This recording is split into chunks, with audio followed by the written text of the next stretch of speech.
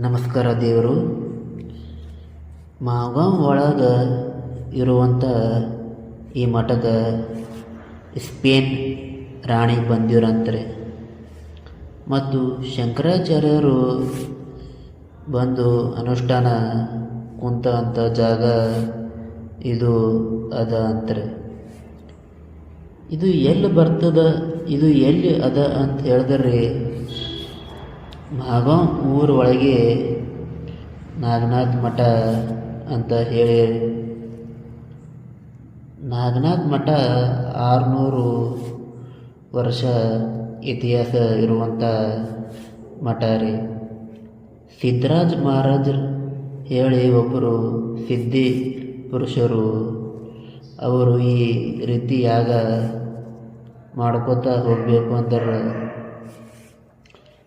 ಪಂಢರಪುರ್ನಾಗ ನಾಗನಾಥ ಮಹಾರಾಜರದು ಅವರಿಗೆ ದರ್ಶನ ಆಗ್ತದಂತ್ರಿ.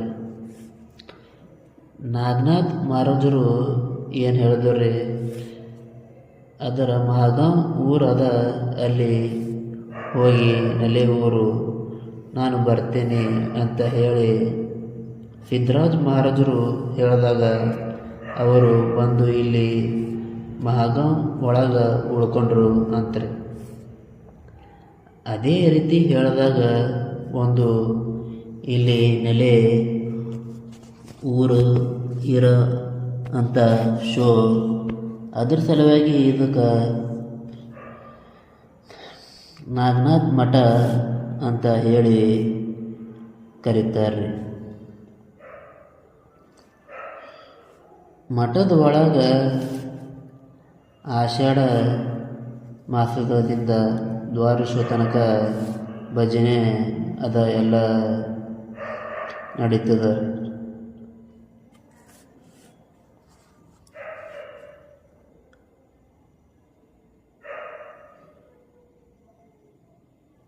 ಇದು ಏನು ನೋಡ್ಲತ್ತಿರಲ್ರಿ, ದೊಡ್ಡ ಗಾತ್ರದ ಅಕ್ಷಯ ಪಾತ್ರ ಅಂಥೇಳಿ ಕತ್ತಲ ಬರೋಬರ್ ಕಾಣಲಾಗಿದೆ ರೀ. ಒಂದು ಸರ್ತಿ ಫೋಟೋ ಹೊಡೆದು ತೋರಿಸ್ತೀನಿ, ಮುಂದೆ ಬರ್ತಾ ನೀವು ಇಲ್ಲಿ ನೋಡ್ಬೋದು ನೋಡಿ.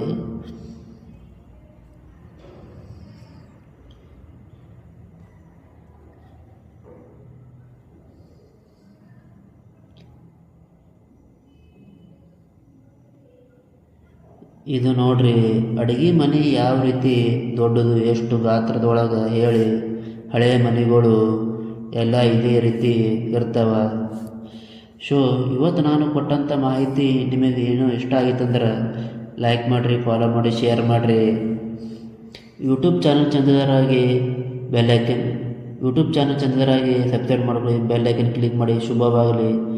ಶರಣ ಶರಣಾರ್ಥಿ. ಇವ್ರು ಗುಡಿ ನೋಡ್ರಿ, ಶುಭವಾಗಲಿ.